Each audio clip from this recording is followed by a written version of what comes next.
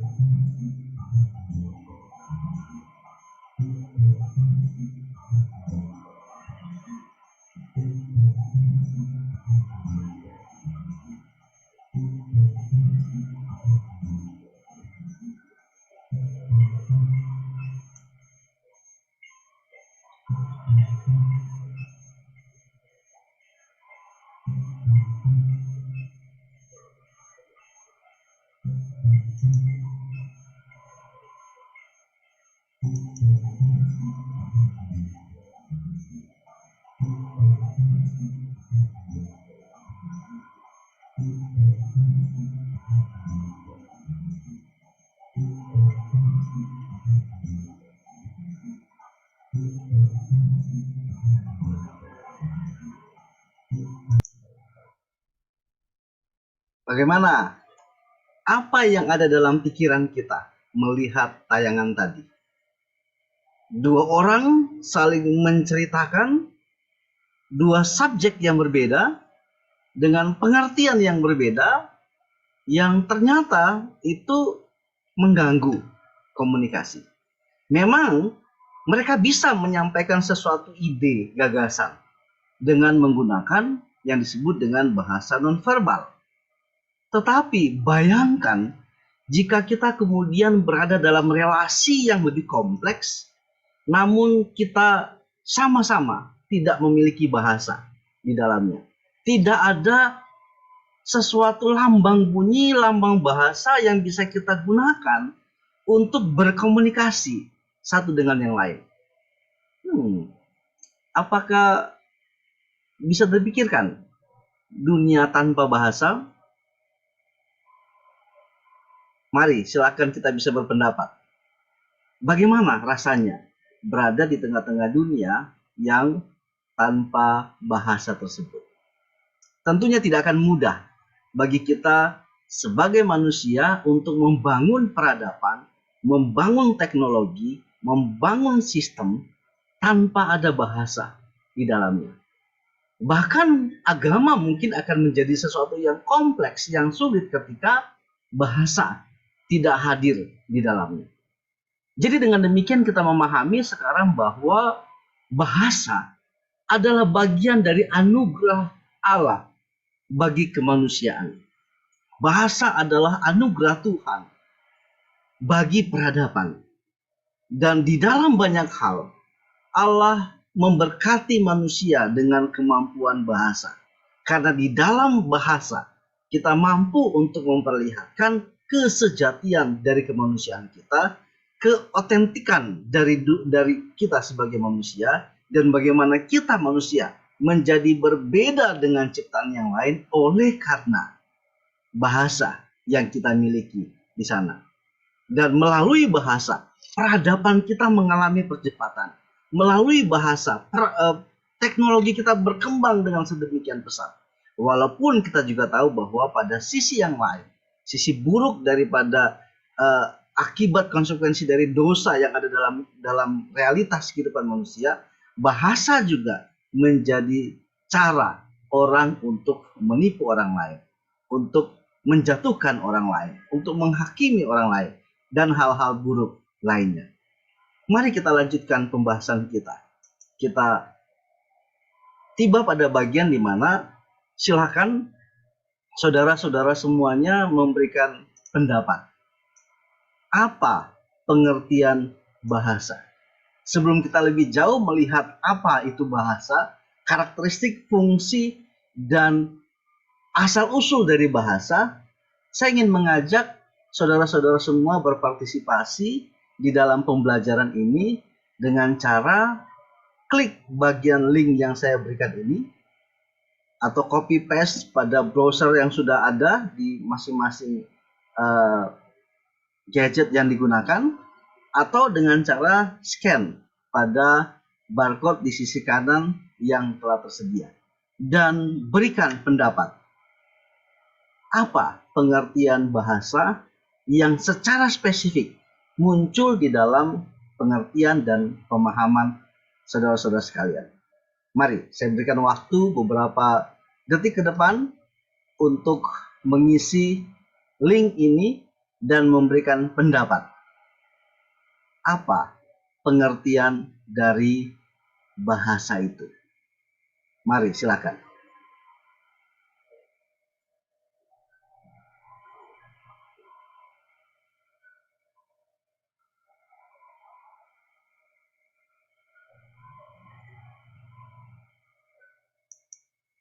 Baik, selanjutnya saya akan meneruskan akan pembahasan kita. Jadi apakah sebetulnya bahasa itu? Kita tentunya memahami secara sederhana bahwa bahasa itu merupakan alat, sarana bagi kita untuk berkomunikasi. Dengan berbahasa, dengan menggunakan bahasa, kita mampu untuk menyampaikan gagasan, untuk saling bertukar isi pikiran, dengan menggunakan bahasa, ide yang satu boleh dikomunikasikan dengan ide yang lain. Orang yang satu menyampaikan pendapat argumentasinya kepada orang yang lain, menyampaikan pertimbangan-pertimbangannya, menyampaikan hal-hal yang menjadi bagian dari alam pikiran dia, bagian dari perasaannya, bagian dari pengalamannya, dan intinya kita kemudian memahami bahwa bahasa itu merupakan salah satu cara yang kita pakai untuk berkomunikasi satu dengan yang lain. Dengan adanya interaksi ini, maka terjadilah tukar pikiran. Di dalamnya ada terbangun kemudian berbagai hal yang mampu untuk menjadikan pemahaman manusia menjadi semakin kompleks. Yaitu yang kedua, ada conversation di sana. Ada percakapan. Orang yang pertama dengan orang yang kedua menyampaikan gagasan, dan ketika gagasan demi gagasan saling diperbandingkan, saling dipertentangkan, dikontraskan, diasimilasikan, akhirnya akan terwujud sesuatu yang menjadi inti dari percakapan itu, dari komunikasi itu. Awalnya hanya dimulai dari seseorang yang menyampaikan ide, ditanggapi dengan orang yang lain, kemudian terbangunlah percakapan, suasana percakapan di antara kedua belah pihak, di mana gagasan yang satu ditambah dengan gagasan yang lain, mengalami kontradiksi, mengalami asimilasi, akhirnya keduanya berkolaborasi untuk menciptakan sesuatu, untuk berbuat sesuatu, untuk mendesain sesuatu, dan akhirnya melalui bahasa manusia memperlihatkan bagaimana manusia menjadi semakin mampu untuk menghasilkan sesuatu yang begitu kompleks di dalam peradaban. Tentunya kita semua sama-sama mengetahui bahwa bagaimana kehidupan purba dari manusia.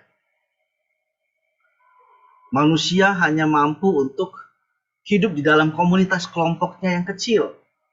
Kita kemudian tahu bagaimana manusia bergerak dari zaman batu, ya, masuk kepada zaman logam dan seterusnya. Peradaban mengalami perkembangan oleh karena bahasa. Dari kemampuan yang sederhana yang dimiliki oleh manusia, menggambar di dinding dalam gua-gua pada zaman purba, sampai sekarang manusia bahkan telah mampu untuk melesat jauh hingga kepada luar dari dunia ini. Itulah kemampuan bahasa. Jadi bahasa bukan hanya sekedar suatu sarana komunikasi, bahasa bukan hanya suatu lambang bunyi, bahasa bukan hanya suatu metode untuk seseorang berinteraksi dengan orang lainnya, tetapi lebih daripada itu, bahasa sebetulnya mencerminkan akan peradaban kita. Melalui bahasa, kita menunjukkan keunikan kita sebagai manusia, bagaimana kita memang dicipta di dalam nuansa yang berbeda. Melalui bahasa, kita berinteraksi satu dengan yang lain. Melalui bahasa, kita membangun komunitas dan peradaban. Dan melalui bahasa, kita kemudian mendapati bahwa manusia itu begitu kompleks. Lihatlah perkembangan dunia sekarang ini. Dunia medis, dunia politik, dunia perbankan, dunia pertahanan keamanan, apa saja.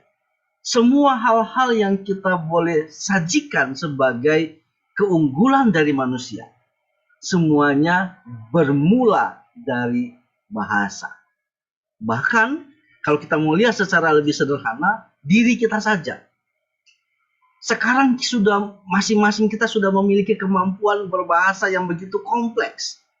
Ada yang memiliki 2 atau 3 bahasa, bahkan ada yang bisa mencapai lebih, menguasai dari sekian banyak bahasa bangsa-bangsa yang lain. Di mana kita memulai kemampuan berbahasa tadi?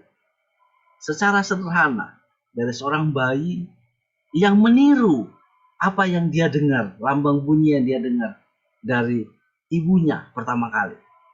Mungkin pada awalnya dia hanya mampu untuk berkata ma, bu, dan lain sebagainya. Tetapi kemudian seiring dengan berjalannya waktu, ketika pengalaman-pengalamannya bersama dengan lambang bunyi tadi, menjadi semakin hari semakin kompleks, semakin banyak. Dan kemampuan itu diasah bersama-sama dengan lingkungan di sekitarnya. Dia berbagian bahasa bukan hanya dengan satu orang lagi, yaitu ibunya, ditambah dengan orang yang lain lagi, bapaknya, saudara-saudaranya, keluarganya, masyarakatnya, dan seluruh dunia ini. Kita bisa melihat bagaimana kemampuan berbahasa manusia itu tumbuh dengan sedemikian pesatnya. Dan di dalam kemampuan berbahasa itu, kita mendapati betapa uniknya manusia dicipta oleh Tuhan. Dan ini tentu saja merupakan suatu kekayaan yang Tuhan berikan kepada kemanusiaan. Mari menggunakan potensi besar ini untuk memuliakan Tuhan. Ketika Tuhan telah memberikan bahasa sebagai sarana bagi kita untuk menikmati relasi satu dengan yang lainnya, mari kita pakai bahasa untuk membuat orang lain menikmati akan relasi dengan Tuhan. Ketika Tuhan telah memberkati kita dengan melalui bahasa, peradaban kita, kelas kita, value dari diri kita menjadi bertambah, bertumbuh. Mari kita menggunakan bahasa yang sama untuk membuat pengenalan orang lain akan Tuhan menjadi bertumbuh. Kita melihat bahasa sebagai sesuatu kekayaan yang diberikan oleh Tuhan kepada kita. Tadi kita sudah membahas bagaimana bahasa merupakan salah satu sarana yang penting di dalam berelasi, di dalam manusia membangun akan peradaban. Tetapi, sadarkah kita bahwa ketika kita menggunakan bahasa sebagai bagian dari relasi, dari komunikasi satu dengan yang lain, sebetulnya ada begitu banyak aspek yang terkandung di dalam bahasa tersebut. Bahasa bukan cuma sekedar untayan alfabetikal yang keluar dari mulut manusia. Seperti misalnya ketika saya sedang berkata-kata sekarang ini, itu bukan hanya sekedar suatu ungkapan kata saja yang keluar daripada mulut saya. Kata-kata atau bahasa juga bukan hanya sebagai sesuatu yang tertulis atau suatu gambar misalnya yang kita gunakan untuk mengkomunikasikan suatu ide tertentu. Kalau kita hanya melihat bahasa sebagai sarana komunikasi di dalam perspektif demikian, maka sebetulnya kita tetap akan menjadi bagian dari komunitas peradaban yang miskin sekali pemaknaan akan bahasa tersebut. Kita tentunya tahu bahwa ketika seseorang itu sedang berelasi dengan orang yang lain dengan menggunakan bahasa, maka sebetulnya di dalam relasi itu bukan hanya sekedar keluar lambang bunyi, keluar kosakata demi kosakata, keluar sesuatu susunan alfabet saja, keluar lambang bunyi sebagai suatu simbol yang telah disepakati dan dipahami bersama. Tetapi di dalam penggunaan bahasa sebagai suatu sarana komunikasi satu dengan yang lain, ada begitu banyak aspek-aspek lainnya yang hadir di dalam bahasa itu sendiri, di dalam cara berkomunikasi itu sendiri, yang akhirnya kemudian memperkaya relasi itu. Hal ini dapat kita gambarkan seperti suatu gunung es yang sebetulnya terlihat di bagian atas itu hanyalah potongan kecil daripada keseluruhan esensi yang terdapat di dalam bahasa. Ambil contoh misalnya, ketika kita sedang berelasi satu dengan yang lain, maka sebetulnya di dalam suatu relasi itu bukan hanya terdapat untayan kata-kata saja. Di dalamnya itu terdapat beberapa aspek yang lain. Misalnya ada feedback yang kita dapatkan secara terjadi di saat itu. Misalnya ketika saya menyapa saudara-saudara sekalian, "Hai, halo, apa kabar?" Maka tentu saja secara real time ya, ada feedback yang akan saya peroleh, yang akan saya dapati, dan dari feedback itu kemudian ada terbangun kesepahaman, terbangun komunikasi, terbangun pengertian satu dengan yang lain. Sehingga saya memahami apa yang dimaksudkan oleh saudara, dan saudara juga pada saat yang bersamaan memahami apa yang menjadi maksud saya. Bayangkan kalau kemudian komunikasi kita atau bahasa yang kita gunakan mengalami delay. Delay oleh karena cara berpikirnya berbeda, delay oleh karena bahasa itu sendiri berbeda, delay oleh karena banyak macam hal. Bayangkan jika itu terjadi, maka tentunya komunikasi yang terbangun tidaklah menjadi suatu komunikasi yang memadai untuk memperkaya suatu relasi. Misalnya secara sederhana, ketika kita ingin berkomunikasi dengan anak-anak yang umurnya jauh lebih daripada kita, tentunya kita berupaya untuk menggunakan bahasa yang dimengerti oleh mereka dengan kosakata-kosakata yang dipahami oleh mereka, supaya setiap pesan-pesan yang kita berikan itu dapat dipahami. Ketika kita berhadapan dengan seorang bayi misalnya yang baru lahir, tidak mungkin kemudian kita menjumpai dia dengan berkata, "Kamu siapa? Coba kamu jelaskan tentang siapa dirimu. Coba kamu deskripsikan kamu itu siapa." Mungkin bayi itu akan melihat kita dan kemudian berkata bahwa, "Wow, siapa orang ini?" Ya. Jadi feedback itu ada sebagai suatu bagian dari kesadaran bersama bahwa relasi itu sedang terbangun di dalam proses. Dan itulah merupakan kekayaan, salah satu kekayaan yang terjadi di dalam relasi berbahasa kita, di dalam kemampuan berbahasa kita, di dalam peradaban berbahasa kita. Selain itu kemudian ada yang disebut dengan kontak mata.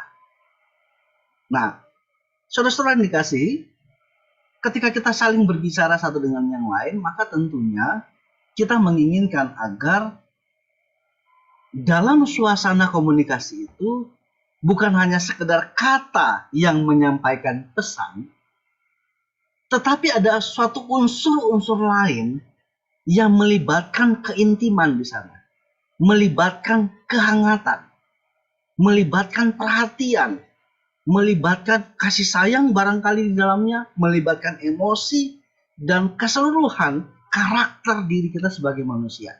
Nah, itu kemudian bisa didapatkan melalui kontak mata.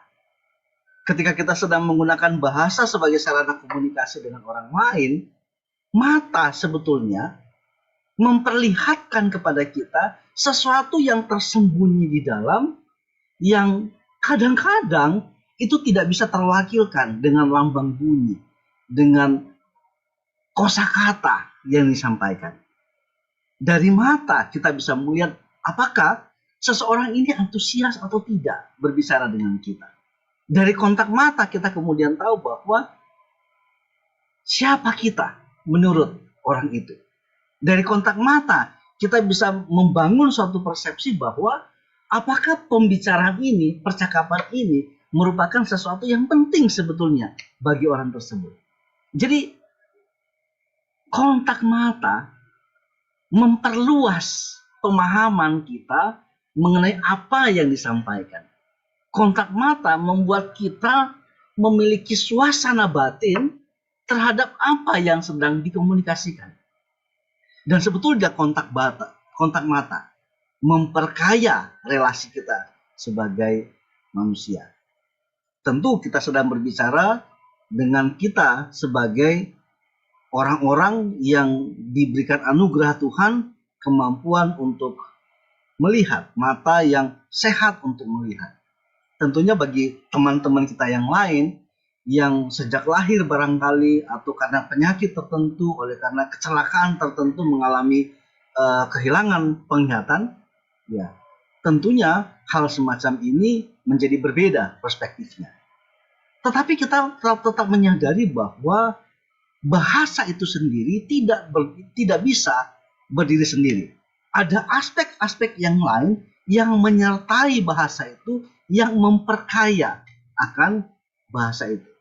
Belum lagi kalau kita tambahkan dengan raut wajah kita, senyumnya, bagaimana kita membuat reaksi dengan wajah kita ketika otot-otot wajah kita berkontraksi dan kemudian menyampaikan sesuatu pesan tertentu.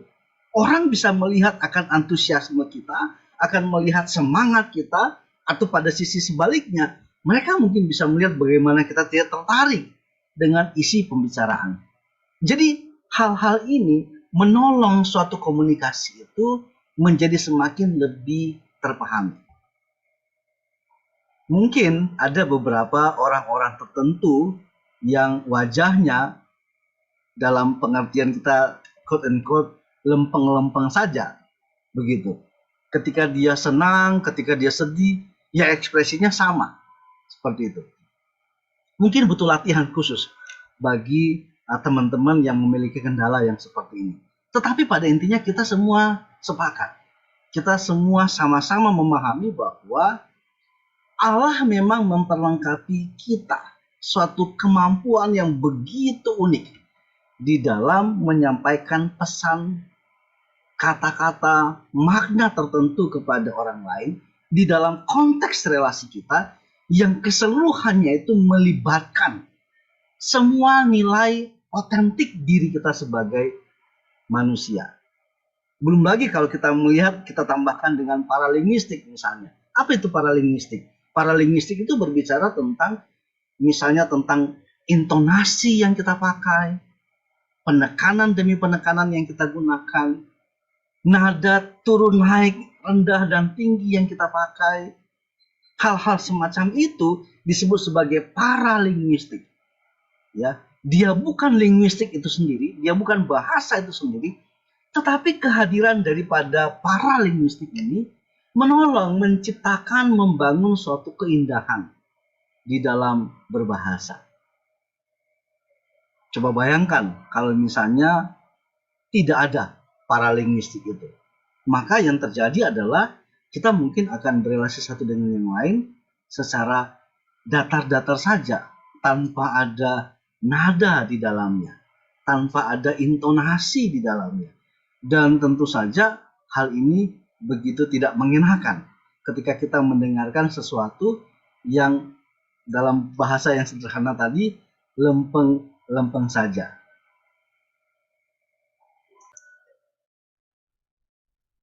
Sebagai contoh misalnya, coba mari kita sama-sama mendengarkan dan menyimak bagaimana teks ini dibahasakan. Kasusahan dan pendaratan bisa dating kapan saja, di mana saja, dan kepada siapa saja. Kasusahan atau pendaratan itu bisa berupa tekanan dari orang lain. Situasi karena pandemic COVID-19. Hilangnya kebebasan untuk pergi ke tempat lain, kematian orang yang dikasihi, serta rupa-rupa masalah lainnya. Kesusahan itu bisa menimbulkan pergumulan yang begitu berat, sehingga orang menjadi putus asa atau frustasi. Orang-orang yang percaya kepada Tuhan Yesus juga tidak luput dari kesusahan dan pergumulan. Bahkan ada orang-orang yang mengalami penderitaan yang besar justru karena iman percaya mereka kepada Yesus Kristus. Bagaimana? Apa pendapat saudara-saudara ketika mendengarkan suatu teks dibaca di luar daripada kebiasaan kita, di luar dari paralinguistik yang biasanya menjadi model, style, atau gaya kita di dalam berkomunikasi satu dengan yang lain. Tentu itu akan menjadi suatu kesulitan bagi kita. Beruntung tadi teksnya masih tersedia, sehingga kita sebetulnya masih bisa memahami dengan cara membaca yang tertulis. Coba bayangkan, kalau teksnya tidak tersedia dan kita hanya mendengarkan saja suara audio seperti tadi, apakah kita bisa mampu memahami keseluruhan penjelasan dari teks tersebut? Mungkin beberapa orang lain masih bisa terbiasa dengan hal itu. Tapi tidak semua orang punya kemampuan yang demikian.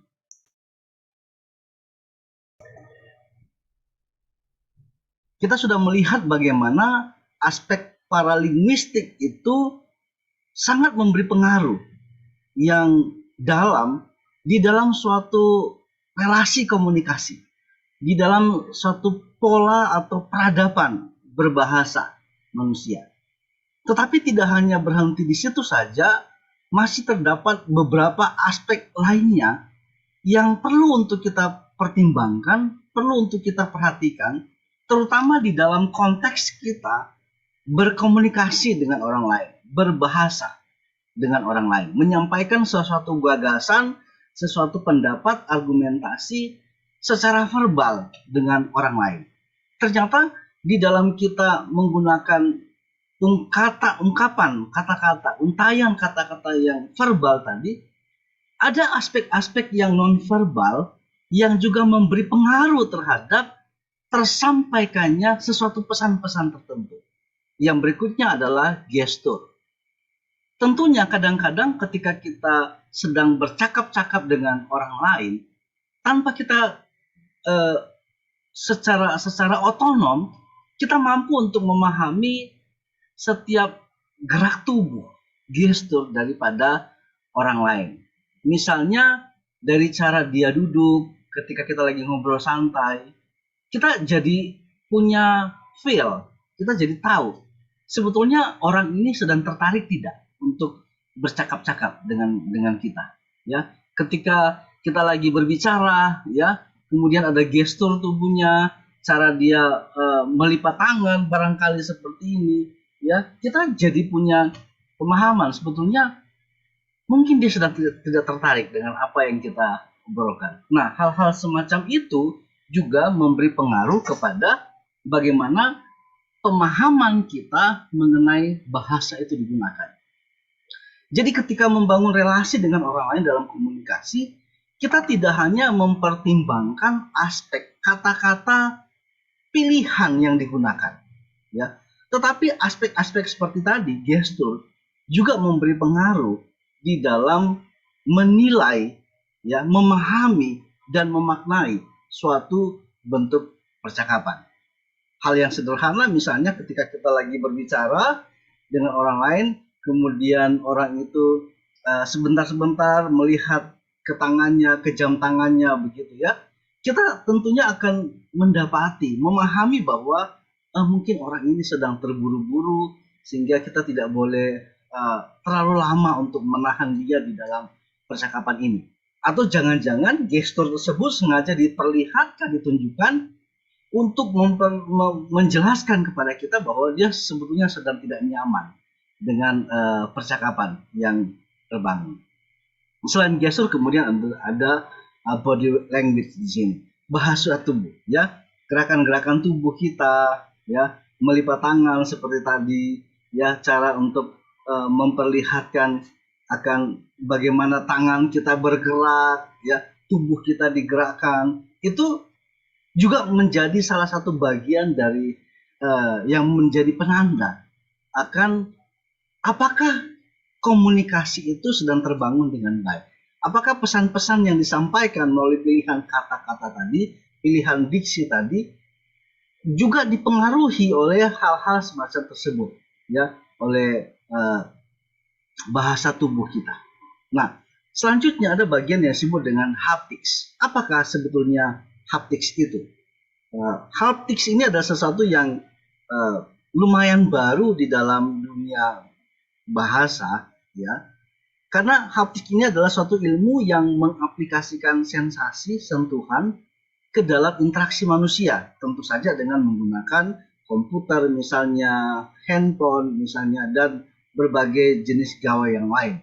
Kata haptik ini sendiri berasal dari bahasa Yunani haptestai, haptestai, yang berarti menyentuh. Ya. Maksudnya di sini adalah kita kemudian membangun relasi komunikasi dengan orang lain dengan menggunakan sensasi sentuhan kita, sentuhan pada layar, ya HP, sentuhan tangan di media ketik, ya keyboard yang berada pada laptop dan lain sebagainya. Ya, kita menggunakan sensasi-sensasi dari tubuh kita itu untuk menyampaikan sesuatu komunikasi tertentu. Ya, tentu saja dalam hal ini ada keterbatasan di dalam menyampaikan komunikasi seperti ini. Tidak ada aspek verbal di sana, tidak ada aspek tubuh yang terlihat secara nyata di sana, tetapi paling tidak kita kemudian tahu bahwa di dalam aspek berkomunikasi dengan orang lain, menyampaikan argumentasi, pesan kepada orang lain lewat media bahasa, itu dapat menggunakan hal-hal semacam ini. Ya, selanjutnya ada yang disebut dengan spatial awareness dan personal space. Nah, dalam hal ini kita harus memahami bahwa ketika kita menggunakan bahasa sebagai media komunikasi satu dengan yang lainnya, kita harus memahami apa yang disebut dengan spatial awareness. Apa itu spatial awareness? Spatial awareness ini berbicara tentang kesadaran yang harus muncul di dalam diri kita mengenai kebiasaan di dalam lokal-lokal tertentu. Ya, misalnya tempat yang A, ya, bukan hanya sekedar bahasa yang digunakan di sana di lokal tertentu, tetapi juga misalnya gerak tubuh, ya, intonasi, ya, kontak mata, tekstur wajah, begitu ya, yang juga dipakai secara unik di dalam lokal tertentu, yang mungkin akan menjadi berbeda ketika dipahami dan digunakan di dalam lokal yang lain. Ya, seperti misalnya, kalau misalnya kita berada pada suatu tempat tertentu yang menggunakan anggukan kepala sebagai suatu bentuk persetujuan, ya, maka kita tidak bisa kemudian membangun suatu dogma pikir bahwa semua orang yang menganggukkan kepala itu adanya setuju. Jangan-jangan dia sedang mengantuk. Tapi di tempat yang lain, mungkin bukan anggukan kepala. Justru ketika dia menggeleng kepalanya, justru sedang memperlihatkan suatu persetujuan. Jadi dalam hal ini ketika kita berkomunikasi dengan orang lain, menggunakan bahasa sebagai aspek relasi di dalam hubungan manusia satu dengan yang lainnya, atau bahkan di dalam konteks yang lebih besar, yaitu peradaban, kita harus memahami bahwa setiap lokal area tertentu memiliki kebiasaan, memiliki suatu yang sudah disepakati bersama sejak turun-temurun dengan waktu-waktu yang begitu panjang, sehingga hal-hal tersebutlah yang kemudian menjadi kebiasaan yang sekalipun tidak tertulis, ya, tetapi itu dipahami, dilaksanakan, dan dimaknai di dalam relasi bersama tadi. Ini harus kita memahami, sehingga kita kemudian tahu ketika kita berada di daerah orang lain, maka ada spatial awareness yang harus kita munculkan. Ada kesadaran bahwa setiap lokal tertentu itu memiliki keunikannya, dan kita perlu untuk memahami keunikan-keunikan dari lokal tersebut. Sehingga di dalam kita membangun relasi komunikasi dengan orang lain, kita bukan cuma sekedar asal mengetahui kosakata yang dipakai, tetapi kita juga harus memahami bagaimana kosakata itu digunakan di dalam konteks-konteks tertentu. Ya, jadi ternyata kita memahami di sini bahwa bahasa sebagai media komunikasi itu begitu kompleks. Tidak sesederhana hanya sebatas pada suatu kondisi di mana seseorang itu mengeluarkan lambang bunyi tertentu dengan menggunakan mulutnya misalnya, dan kemudian orang langsung bisa punya kesepahaman pengertian dari apa yang diutarakan tersebut. Belum lagi kalau kita berpikir lebih dalam misalnya tentang apakah ketika seseorang mengucapkan kata, mengucapkan kalimat, mengucapkan rangkaian paragraf tertentu, kalimat-kalimat yang panjang dari mulutnya, pertanyaannya adalah apakah itu semua betul-betul mewakili segala sesuatu yang ada di dalam alam pikir orang tersebut. Sehingga ketika dia berkata misalnya, saya hari ini sedang merasa tidak nyaman. Nah, apakah kemudian kata-kata itu berarti bahwa orang itu sedang tidak nyaman dengan relasi, dengan lawan bicaranya? Ya. Apakah kalimat tadi memberikan penegasan bahwa sebetulnya dia nggak suka berbicara dengan si lawan bicaranya ini? Apakah semua kata-kata yang terucapkan itu betul-betul mewakili semua yang ada, pesan yang ada di dalam alam pikir orang tersebut? Nah, sehingga dalam hal ini kita perlu untuk memahami bahwa berbahasa, berkomunikasi itu merupakan sesuatu yang kompleks. Bukan hanya sekedar aspek penuturannya saja, bukan hanya pada aspek pelafalannya saja, pengucapannya saja, ya, tetapi ada makna-makna yang perlu kita perhatikan dari setiap relasi yang terbentuk itu. Apalagi ketika kita berbicara dengan bagian yang berikut ini yang disebut dengan personal space. Ada ruang-ruang privacy dari setiap orang yang barangkali itu bisa membuat kenyamanan berelasi itu menjadi terganggu ketika ruang-ruang personal space itu, ruang-ruang privacy itu dilangkahi.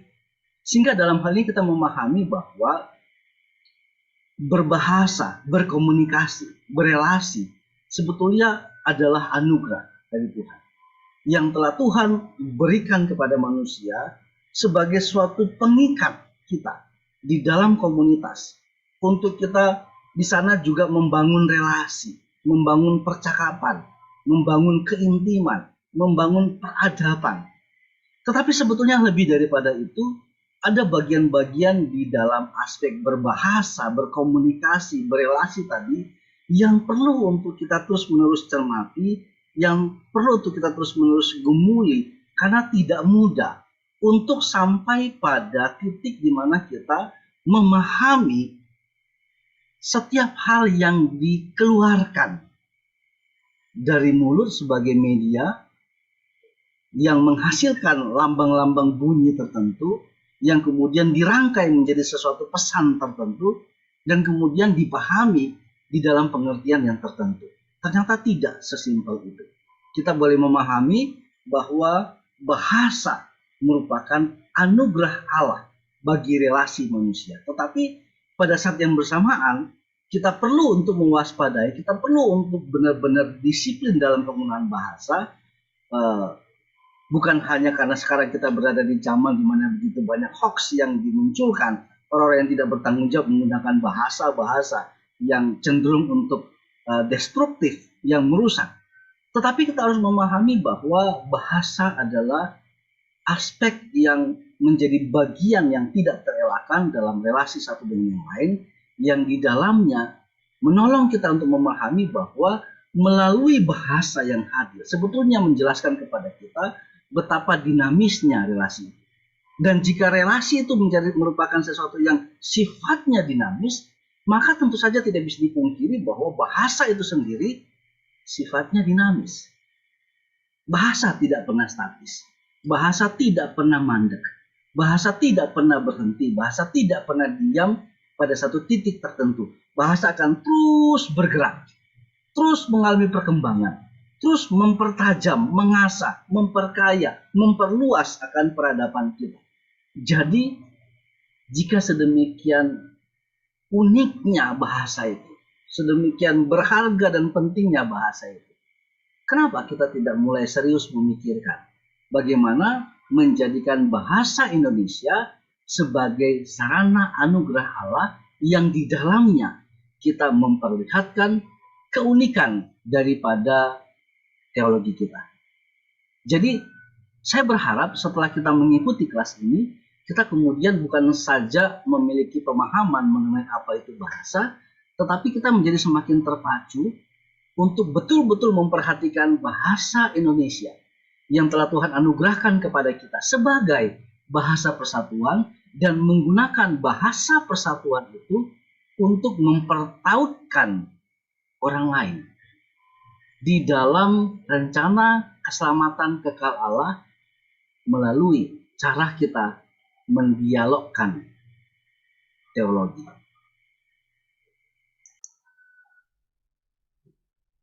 Kita telah melihat aspek-aspek yang kompleks dari bahasa dan bagaimana itu semua digunakan di dalam relasi satu dengan yang lain, di dalam menyampaikan gagasan, berkomunikasi satu dengan yang lain. Yang lebih besar daripada itu, bagaimana bahasa kemudian hadir untuk menjadi jalan peradaban. Nah, ketika kita berbicara tentang bahasa, pernahkah kita terpikir di dalam benak kita, dari mana sebetulnya bahasa manusia itu berasal?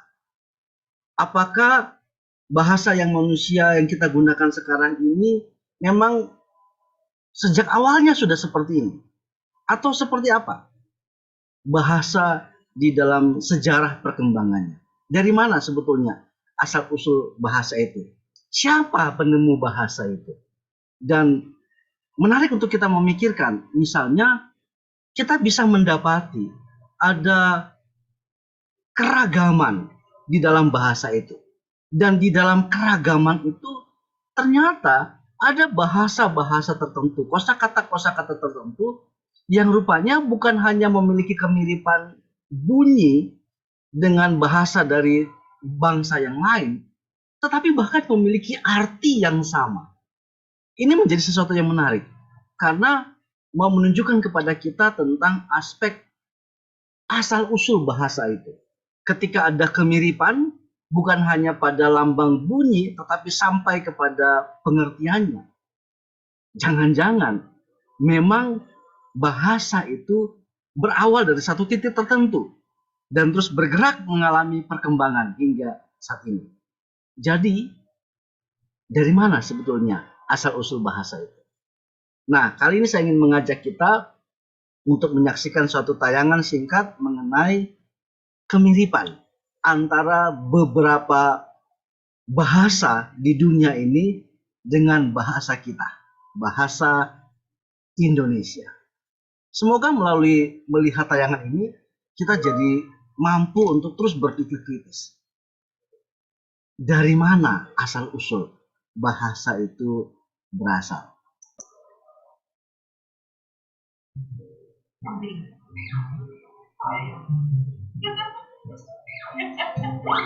Mentega.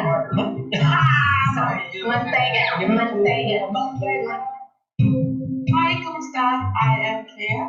I was born and raised in the Philippines and I speak Tagalog. Hai, nama gue Taris. Hangin. Mangin. One.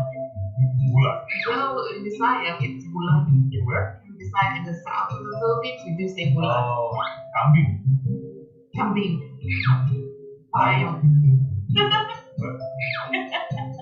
Pinto. Pintu. Lima.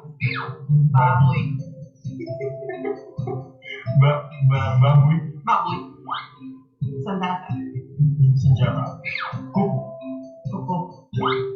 Mansa. We're neighbors. I know it's similar only because I've heard people here speak Indonesian and I can somewhat understand it. Makanya deket banget kan dari Sulawesi, Manado to Philippines. Independent. So, jadi maybe there's a lot of similarities because people are just very close. Sure, I'm Maida La Salette. I work for the Portuguese service. I'm Irfan Isan. You forgot where you work. Bola. Bala. Bola. Bala. Falso. Falso. F? No, it's B. Oh, Orang F. Sunda nih kayaknya. F. Boneka. Bonca. Boneka. Sepatu. Sepatu. Tuh. Bendera. Manteiga. Sorry. Manteiga.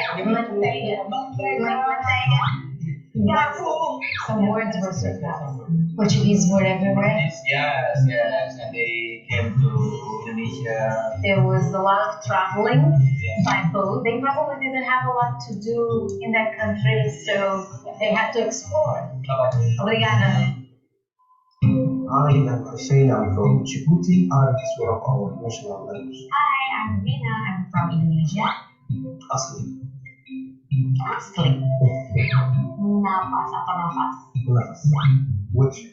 Wajah. The spelling is almost like similar, Mhm. but we pronounce it as wajah. Yeah, you can say wajah. So if I say wajah, people in Yeah. Djibouti will understand. Exactly. Sabar. So, Khatulistiwa. Right. Same. Khatulistiwa. Selasa. Selatan. Oh ya? S-A-L-S-A or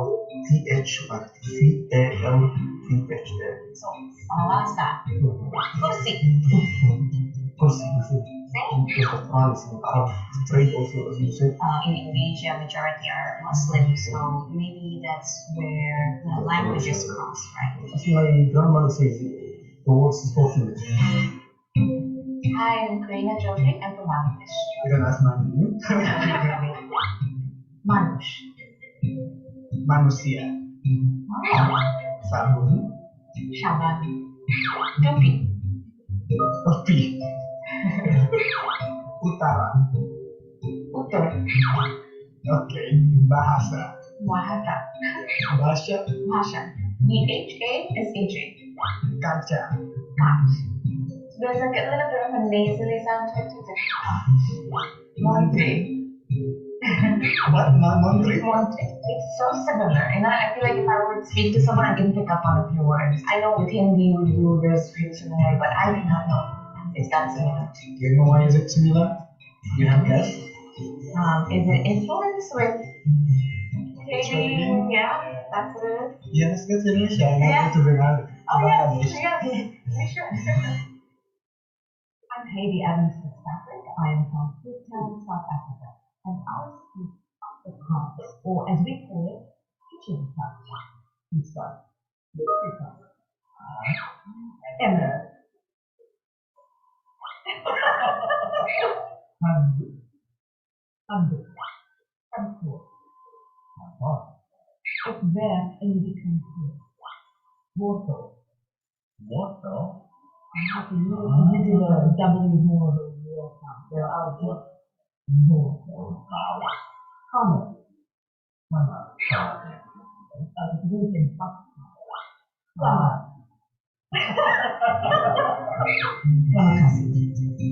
Terima kasih. It's a very cultural thing. Not all South Africans who speak Afrikaans would say Okay. Afrikaans. Only in Cape Town, people who are of Indonesian descent, only people who are Cape Town who would say Afrikaans. My name is Rasher Sadi. I'm an American who speaks Farsi probably a little better than me. Nama saya Nabila, saya berbicara bahasa Indonesia. Anggur, Wow. Anggur. Mubak, Bunga. Jawa. Java. Yeah, so that's the B. Ni. Java. Ya, the W is Jawa. Kesmet. Kismis. Badan. And then Same. the A is just a little bit off, I think, on some of our pronunciation. I think that's the difference. Yunani. Yunani. So Yunani would be a person from Greece, as opposed to the island. Nakoda. Nakoda. So yeah, but That's that. pretty close. Yeah. No, I didn't know about it. I mean, I would guess that they came from some sort of similar root. Indonesia going in for example. I don't know.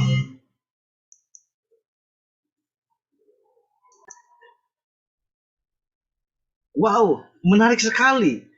Ada begitu banyak kesamaan.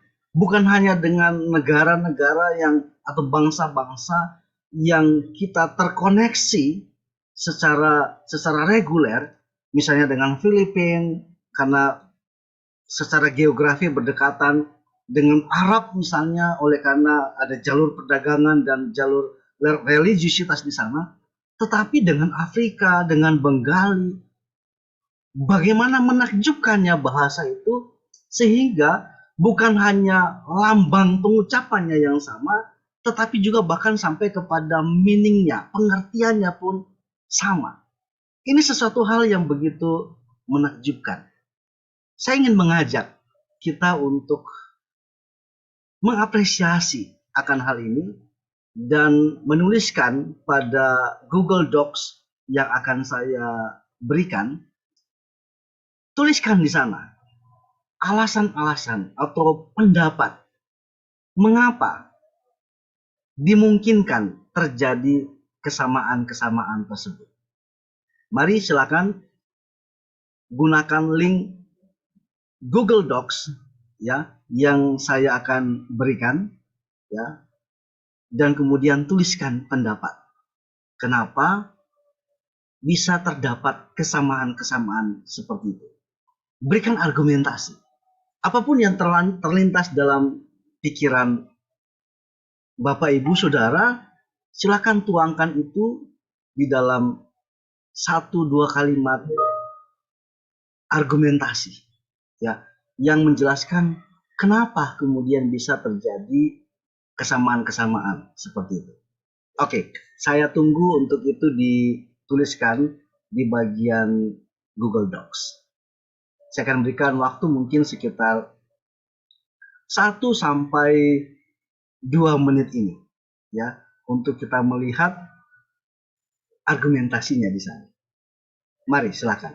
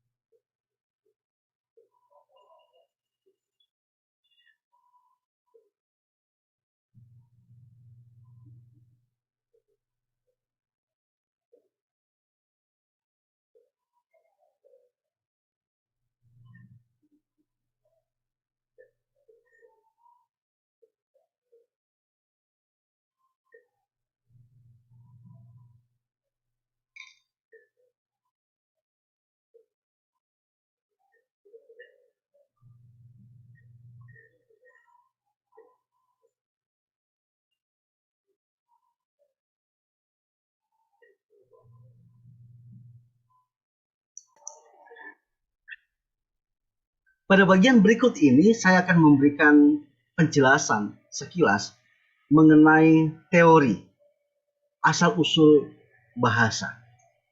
Paling tidak ada 6 teori yang dirumuskan sedemikian rupa untuk menjelaskan kepada kita dari mana sebetulnya bahasa itu bersumber. Saya akan memulai dari yang bagian pertama yang disebut sebagai teori ilahi.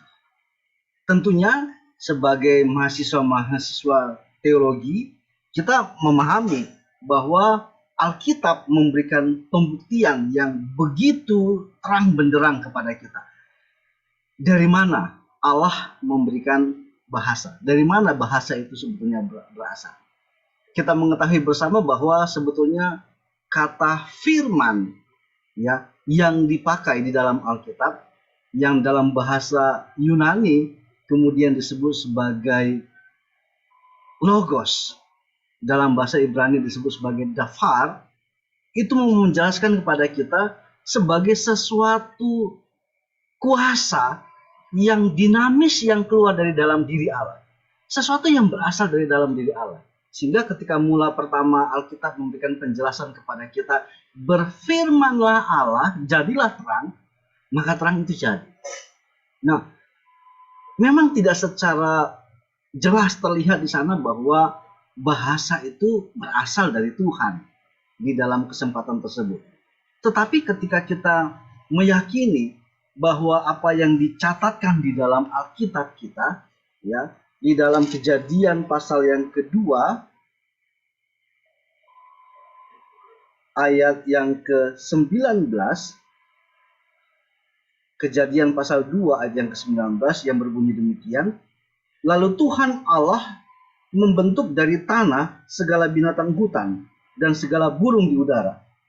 Dibawanyalah semuanya kepada manusia itu untuk melihat bagaimana ia menamainya. Dan seperti nama yang diberikan manusia itu kepada tiap-tiap makhluk yang hidup, demikianlah nanti nama makhluk itu. Ayat 20, manusia itu memberi nama kepada segala ternak, kepada burung-burung di udara, dan kepada segala binatang hutan. Tetapi baginya sendiri, ia tidak menjumpai penolong yang sepadan dengan dia. Jadi, apa yang kemudian diucapkan, nama yang diberikan, simbol bahasa, simbol kata yang digunakan oleh Adam untuk menamai segala sesuatu hewan ternak yang ada pada saat itu, seperti itulah kemudian nama itu akan berlangsung. Jadi dari hal ini kita kemudian memahami bahwa bahasa itu berasal dari Tuhan. Dan lebih jelas lagi tentunya kita melihat misalnya peristiwa yang sangat kental dengan keyakinan kita, ya, yaitu tentang bagaimana Allah mengacaukan bahasa manusia ketika manusia membuat Menara Babel. Ya, kita bisa melihat di sana bagaimana peran penting Allah di dalam bahasa tersebut. Ketika itu manusia secara bersama-sama di dalam Kejadian pasal 11, ya, saya bacakan bagi kita Kejadian 11 ayat 1. Adapun seluruh bumi satu bahasanya dan satu logatnya, dan seterusnya. Ada kesatuan bahasa. Jelas yang digunakan di sana adalah pengertian bahasa yang kita pahami sebagai sarana untuk berkomunikasi, sarana di dalamnya manusia menyampaikan gagasan, ada simbol bunyi, ada lambang bahasa di sana ada aspek relasi. Itu merupakan bagian dari aspek-aspek bahasa. Tetapi yang menarik adalah dijelaskan di sana bahwa seluruh orang di muka bumi ini, seluruh bumi ini, satu bahasanya dan satu pun logatnya. Kita tidak membahas secara teologis apa yang dilakukan oleh manusia pada saat itu, tetapi yang menariknya adalah di dalam ayat yang ke-7. Baiklah kita turun dan mengacau balaukan di sana bahasa mereka, sehingga mereka tidak mengerti lagi bahasa masing-masing. Demikianlah mereka diserahkan Tuhan dari situ ke seluruh bumi, dan mereka berhenti mendirikan kota itu. Itulah sebabnya sampai sekarang nama kota itu Babel, disebut Babel, karena disitulah dikacau balaukan Tuhan bahasa seluruh bumi, dan dari situlah mereka diserahkan Tuhan ke seluruh bumi. Sebagai orang percaya, kita meyakini bahwa dari sinilah sebetulnya tonggak. Bahasa-bahasa mengalami perkembangan, ada perubahan, ada diferensiasi, perbedaan, keunikan masing-masing bahasa. Tetapi karena berasal dari satu sumber yang sama, maka tidak heran ketika ada tempat-tempat yang terpisah begitu jauh, ya, tetapi masih memiliki interaksi, masih memiliki kesinambungan, masih memiliki kesamaan di dalam konteks bahasa. Selain dari perspektif agama Kristen ketika kita berbicara tentang teori ilahi sebagai sumber daripada bahasa, sebetulnya ada berbagai muncul teori-teori agama yang lain. Misalnya di dalam keyakinan agama Hindu yang mempercayai bahwa bahasa itu datang dari Sarasvati, istri dari Brahma yang mencipta segala sesuatu. Jadi Sarasvati itu kemudian sebagai istri dari Brahma yang kemudian hadir dan menciptakan berbagai konteks bahasa yang berbeda. Ini tentu menunjukkan kepada kita suatu pengertian yang sama bahwa baik di dalam kekristenan tadi maupun di dalam Hindu, kita percaya bahwa ada satu sumber utama datangnya bahasa itu. Dan itu tidak mungkin dari manusia, tetapi dari Dia yang ilahi. Bahasa adalah anugerah dari Allah bagi peradaban manusia. Bukan hanya dari perspektif demikian. Seorang dari penulis Yunani ya yang bernama Herodotus, suatu kali dalam tulisannya ya dia pernah menceritakan tentang seorang raja Mesir, ya seorang Firaun yang bernama Psametikus, ya Psametikus. Ya, Psametikus ini dikisahkan dalam cerita oleh Herodotus itu adalah seorang Firaun yang begitu penting dan begitu pintar, begitu cerdas. Yang dia terus bergumul, sebetulnya bahasa itu muncul dari mana? Kita mengerti bahwa bahkan di dalam Alkitab pun dijelaskan bahwa Mesir adalah satu bangsa dengan peradaban yang begitu tinggi, bahkan di zaman Perjanjian Lama. Nah, Psametikus ini kira-kira hidup di 2500 tahun yang lalu, dan Psametikus ini membuat suatu percobaan. Percobaannya adalah dia mengambil 2 orang bayi dari tempat yang berbeda, dari sumber yang berbeda, dari asal yang berbeda, ya, yang baru lahir tentu saja, dan kedua bayi ini dikerangkeng, ditempatkan di dalam sebutlah semacam ruang terpisah begitu, yang tidak ada konektivitas dengan satu dengan yang lain, dan tidak ada koneksi dengan orang dari luar. Ya ketika ada kebutuhan makan ya tinggal ditaruh seperti itu, gitu ya. Memang agak mengerikan ketika bayi diperlakukan seperti itu, tapi itulah yang dilakukan oleh Psametikus di dalam percobaannya. Dan sepanjang 2 tahun bayi itu hanya diberi makan tanpa ada komunikasi satu dengan yang lain. Menarik, setelah sudah melewati waktu yang panjang, kedua bayi itu pun kemudian dikeluarkan dan pertama kali ketemu dengan bayi yang lain, satu dengan yang lain, pertama kali berjumpa dengan peradaban manusia, begitu yang mereka bisa lihat dan alami. Si Firaun itu ingin tahu, ya, Psametikus ingin tahu, apakah kedua bayi ini bisa berbahasa. Dan menarik, dalam cerita Herodotus dijelaskan bahwa ternyata kedua bayi tersebut sama-sama bisa mengeluarkan kata, bahasa. Tentunya kita penasaran, kata apa yang keluar dari mulut bayi. Dan yang menarik adalah kedua-duanya sama-sama mengucapkan kata bekos dalam bahasa Mesir yang berarti roti. Menarik sekali. Ini sesuatu yang begitu misterius bagi kita. Tetapi tentu saja kita kemudian meyakini bahwa inilah yang kita yakini, bahwa bahasa merupakan anugerah Allah bagi kemanusiaan.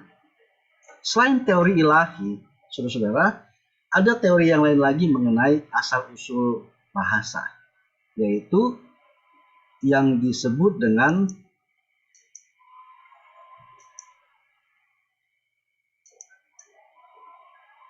teori suara alam, ya, teori suara alam. Nah, sebetulnya ada penjelasan yang detail terhadap bagian ini, terhadap suara alam. Tetapi paling tidak saya ingin menjelaskannya secara sederhana seperti ini. Jadi pada masa itu disebut saja dengan dunia peradaban purba, peradaban kuno, ya, ketika manusia itu di dalam teori ini menjelaskan bahwa manusia itu masih begitu primitif, ya, dan relasi satu dengan yang lain itu belum ada bahasa. Lagi-lagi, ini dalam konteks teori suara alam ini. Nah, ketika manusia yang sudah hadir pada saat itu, manusia primitif, dia tentunya mendengarkan suara-suara dari alam ini. Suara angin yang berdesir, suara gelombang yang pecah di karang-karang lautan, suara angin yang sepoi-sepoi, suara daun yang bergesekan satu dengan yang lainnya, suara lebah, suara nyamuk, suara lalat yang lewat, dan lain sebagainya. Jadi suara-suara tadi kemudian muncul dan terekam di dalam pikiran, memori manusia primitif tadi, menurut teori sumber alam. Sehingga dari bunyi-bunyi yang dia dengarkan tadi, dari bunyi-bunyi yang abstrak, ya, muncullah kemudian ingatan-ingatan yang kemudian dia ulang, dan di dalam relasi dengan yang lain, ketika pengulangan itu dilakukan secara konsisten, maka bahasa mulai muncul dari sana. Mungkin dari bunyi-bunyi yang seperti sederhana, ya, dengar bunyi ta, bo, poh, ding, dong, dan bunyi-bunyi yang lain, ya, yang muncul, sehingga kemudian teori ini disebut sebagai teori Yoheho, yang artinya menunjukkan kepada kita bahwa suara-suara itu berasal dari alam yang beragam, dan bunyi-bunyian tadi terekam di dalam pikiran manusia-manusia primitif, katanya di zaman itu, dan itu kemudian akhirnya diulang-ulang kembali oleh mereka. Dan ketika diulang-ulang, terbentuklah suatu kesepahaman bahasa di sana, yang muncul pengertian dan diulang lagi menjadi suatu kebiasaan, dan akhirnya itu terus mengalami perkembangan seiring dengan semakin kompleksnya kemampuan nalar, kemampuan artifisial, kemampuan natural, kemampuan kemanusiaan daripada si manusia primitif tadi. Akhirnya kemudian bahasa menjadi semakin lama semakin baik, menjadi lebih baik, dan akhirnya ya seperti sekarang ini, kita bisa dengan jelas, dengan artifisial, dengan kemampuan kemanusiaan kita, dan dengan adanya bakat suara-suara alam tadi, semua kemudian termanifestasi menjadi kemampuan berbahasa, yang secara unik kemudian bahasa-bahasa alam tadi atau bunyi-bunyi alam tadi yang kemudian disebut sebagai onomatopoeia, yang berarti suara-suara yang berasal dari alam sekitar. Ini disebut sebagai teori suara alam. Selanjutnya kemudian ada yang disebut dengan teori yang berikutnya, yaitu teori interaksi sosial, ya, teori interaksi sosial. Nah, apa yang dimaksudkan di sini? Kita kemudian tahu bahwa dengan modal suara-suara yang tadi, ya, suara ular mendesis seperti itu, suara serigala, suara gajah, mohon maaf saya tidak bisa menirukan suara gajah dan suara yang lain-lain, ya. Tetapi suara-suara yang berasal dari alam itu kemudian yang masuk di dalam ingatan memori manusia, itu kemudian coba ditiru, ya, coba ditiru oleh manusia, sehingga mulai terjadi kesepahaman di sini, ya. Satu orang dengan pengalaman tertentu dengan meniru suara alam, satu orang yang lain lagi dengan pengalaman yang tertentu ketika meniru suara alam, berkumpul bersama-sama di dalam komunitas, makin bertambah jumlah orangnya, bertambah lagi kian banyak, lebih banyak lagi. Akhirnya pengalaman-pengalaman dari sumber bunyi tadi memperkaya akan interaksi mereka, dan bahasa juga menjadi semakin lebih diperkaya, semakin lebih jelas, semakin lebih menjadi suatu kesepahaman bersama, dan jadilah bahasa seperti yang kita pahami sekarang. Ini salah satu teori yang menarik untuk kita juga pikirkan mengenai asal muasal bahasa itu. Selanjutnya terdapat teori yang sudah agak lebih kompleks di sini, yang disebut sebagai teori adaptasi fisik. Maksudnya di sini adalah manusia kemudian mengalami perkembangan yang dalam bahasa kemanusiaan ilmu sosiologi disebut sebagai evolusi. Ya, evolusi. Di dalam teori adaptasi fisik ini mau menjelaskan kepada kita bahwa evolusi juga terjadi di dalam tubuh kita sebagai manusia, ya, sehingga kemampuan kita untuk mengucapkan kata, ya, mengeluarkan bunyi tertentu itu menjadi semakin hari itu menjadi semakin kompleks, semakin hari menjadi semakin diperkaya, semakin hari menjadi semakin unik, semakin hari menjadi semakin memiliki kekhasannya tertentu. Dan hal itulah yang kemudian menghasilkan bahasa yang semakin hari semakin baik didengarkan. Ini mestinya dapat kita lihat misalnya dari cara orang berbicara, ya, bagaimana orang-orang dari UK misalnya ketika berbicara suara mereka ada berada di dalam, di tenggorokan, kerongkongan, ya, ada yang berbicara udaranya berasal dari hidung dan berbagai pola. Nah, hal-hal seperti ini yang menunjukkan bahwa evolusi yang terjadi pada aspek tubuh manusia itu kemudian merekonstruksi, ikut berpartisipasi di dalam mengembangkan bahasa itu. Jadi bahasa yang bersumber dari alam tadi, yang kemudian dilatih, diulang, diulang lagi, ya, oleh manusia yang terus berkembang di dalam adaptasi fisiknya, begitu ya, artikulasinya menjadi semakin jelas, ya, lidahnya menjadi semakin terlatih, ya, bagaimana secara harmonis gigi, lidah, mulut, bibir, udara yang keluar dari dalam, ya, bagaimana getaran di lidah, besar kecilnya mulut itu dibuka, ya, itu kemudian menghasilkan sesuatu lambang bunyi tertentu yang semakin hari menjadi semakin baik. Jadi dari studi ini mau menjelaskan kepada kita bahwa segala sesuatu yang ada di dalam diri kita yang mengalami evolusi itu juga mendorong atau ikut mengambil bagian, ikut berperan penting di dalam konteks di mana bahasa itu sekarang menjadi sedemikian kompleksnya. Seperti itu. Nah, selanjutnya teori yang berikutnya adalah teori yang disebut sebagai teori pembuatan alat. Nah, maksudnya di sini adalah sebetulnya hampir mirip dengan teori tadi adaptasi fisik.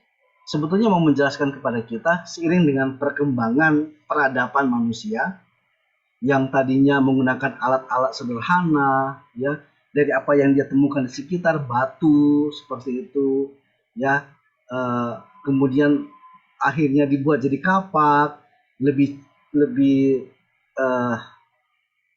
baik lagi kemudian dibuat jadi tombak, jadi busur, jadi senjata, ya, terus mengalami perkembangan, ya, yang tadinya manusia hanya mendengarkan radio, kemudian nonton TV, sekarang sudah ada smart TV, sekarang sudah dulu handphone hanya bisa SMS, sekarang sudah bisa untuk kirim gambar, bisa berbicara dengan ada wajah, gambar yang terlihat di sana. Kita bahkan sekarang sedang belajar dengan menggunakan media Zoom meeting ini. Jadi perkembangan daripada alat-alat bantu tadi itu juga sebetulnya mendorong hadirnya akan khasana yang makin kompleks lagi dari bahasa.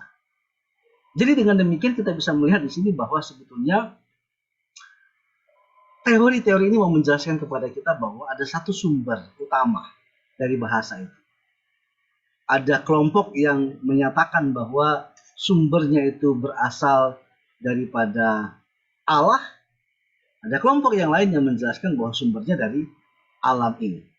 Tetapi entahkah teori itu mau menegaskan bahwa bahasa itu berasal dari divine sources, sumber ilahi, maupun natural sources atau sumber yang berasal dari alam ini. Pada intinya kita memahami bahwa ada kesatuan pemahaman bahwa bahasa itu sendiri berasal dari sesuatu tertentu dan bukan dari manusia. Jadi ketika sekarang kita mengalami kemampuan berbahasa, kita menyadari bahwa ini lagi-lagi saya memberikan penekanan, bahasa adalah anugerah dari Tuhan. Jadi mari kita gunakan bahasa itu sebagai alat untuk menghadirkan anugerah Allah kepada dunia ini. Yang ketiga, teori yang ketiga yang menjelaskan bahwa ada teori genetika sebagai bagian dari upaya yang dicoba oleh manusia untuk menjelaskan sebetulnya dari mana kemampuan berbahasa manusia itu berasal. Atau dengan perkataan lain, mau menyelidiki sebetulnya dari mana bahasa itu berasal. Sebelum melanjutkan mengenai teori ini, saya ingin mengajak kita untuk kembali menyaksikan suatu tayangan video berikut ini. Hari ini Putu atau Rista libur sehingga kita bisa ajak kita untuk ngobrol-ngobrol bareng kita semuanya. Kita sapa langsung Rista ya. Good morning atau guten morgen atau apa lagi nih kita harus sapa untuk Rista nih. Bonjour Rista. Bonjour, comment allez-vous? Keadaannya dan Kak Prabu? Ça va bien, merci. Apa kabar Rista pagi hari ini? Baik-baik saja. Oke, jadi total kan banyak nih informasi yang beredar ya, ada 17 bahasa asing, ada 23 bahasa asing. Kalau Rista sendiri, menurut Rista, mampu menguasai bahasa berapa banyak sih? 23. Wow, bahasa apa saja Rista? Bahasa apa saja? Bahasa Inggris, Jerman, Rusia, Romania, Itali. Sampai bingung. Sekarang begitu. Oke Rista. Rista, coba sekarang. Slovenia. Nah, Rista coba sekarang perkenalkan diri Rista pakai beberapa bahasa. Bahasa apa aja nih? Saya minta Rista Coba pakai Prancis dulu bahasa. atau tadi Prancis kan sudah. Oh, sudah. Jerman deh. Jerman sama Spanyol.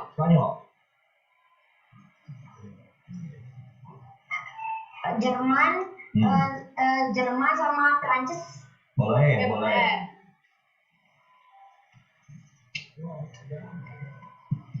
Jerman ya Kak pertama. Meine Name ni Putu Rista.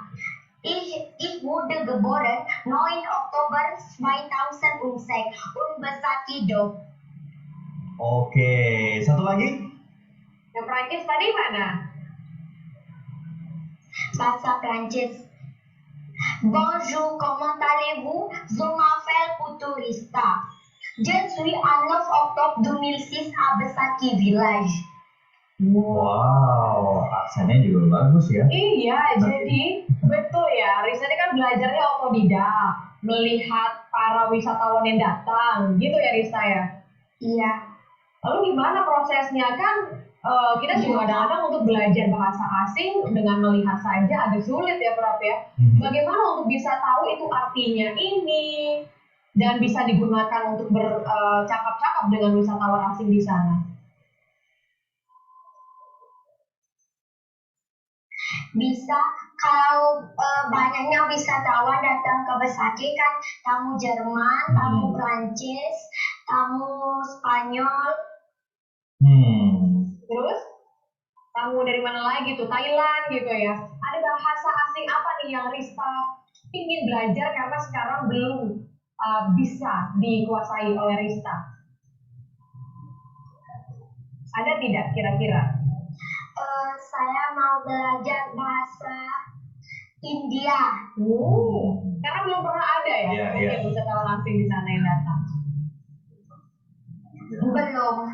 Lista kalau Belum ada, tapi nggak banyak. iya. Coba Lista, kalau tadi kan bahasa Jerman, bahasa Prancis ya. Tadi kan kamu juga bilang bisa bahasa Rumania segala kan ya. Bahasa Rumania, bahasa Denmark. Coba kalau bahasa Rumania kamu I- i- itu kan untuk jualan postcard. ya Bisa coba nih. misalnya gimana? Bisa. Wah, mesti harus ada postcard nih katanya. Vedere me uno, doi, tre, quattro, cinci. Total cinci veder, Madame Frumos. Itu apa artinya? Denmark mau beliin saya satu gambar. Oke. Terus Denmark gimana Denmark? Bahasa Denmark juga. Boleh. Will du gerne kobbelkort? Dat 1, 2, 3, 4, 5. Jag vill du gerne Madame Smoke. Wah. Lista, jadi Lista itu awalnya belajar bahasa asing itu tujuannya apa sih? Untuk jualan postcard ya? Atau memang misalnya pengen aja belajar bahasa asing?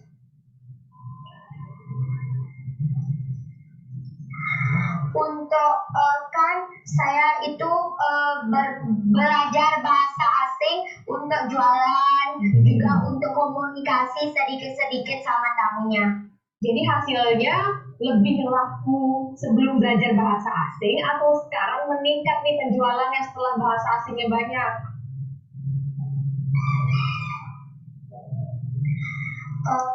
Kalau ada tamunya, kalau saya belum bisa bahasanya, saya tanya ke tamunya. Bagaimana setelah kita melihat tayangan tadi? Luar biasa. Seorang anak seumuran seperti itu punya kemampuan untuk 23 bahasa yang berbeda. Nah, dalam konteks ini kemudian para ahli itu menyampaikan bahwa inilah yang disebut dengan teori genetika, ya, bahwa memang ada orang-orang tertentu yang di dalam gennya mereka, dalam kromosomnya mereka, dalam DNA-nya mereka ada sesuatu keunikan yang terjadi di dalamnya, di mana orang-orang tadi punya kemampuan di dalam otak mereka yang mampu untuk membuat dia itu secara cepat memahami, memaknai dan menggunakan bahasa yang beragam, yang berbeda-beda. Dan dari sini kemudian kita menjadi semakin meyakini bahwa dari manapun asalnya kita muncul teori-teori tentang sumber atau asal daripada bahasa itu. Kita percaya bahwa bahasa merupakan anugerah Tuhan bagi kemanusiaan. Bahasa adalah karunia Allah bagi peradaban. Dan jika itu menjadi pemahaman kita, maka kita kemudian menyadari sekarang betapa kita harus menggunakan bahasa itu untuk sesuatu yang tujuannya memuliakan Tuhan. Karena ketika Tuhan menciptakan manusia dan mengisinya dengan bahasa, maka itu berarti bahasa merupakan sesuatu yang esensial bagi manusia sebagai sarana yang diberikan oleh Tuhan untuk melaluinya kita menceritakan gagasan tentang kemuliaan, tentang kewibawaan, tentang otoritas Allah yang intinya tentang siapa Allah itu. Dunia adalah ladang pelayanan kita. Dunia ini adalah tempat di mana Allah menghadirkan kita dengan kemampuan berbahasa di dalamnya. Jadi mari kita menggunakan bahasa sebagai sarana untuk mempermuliakan Tuhan.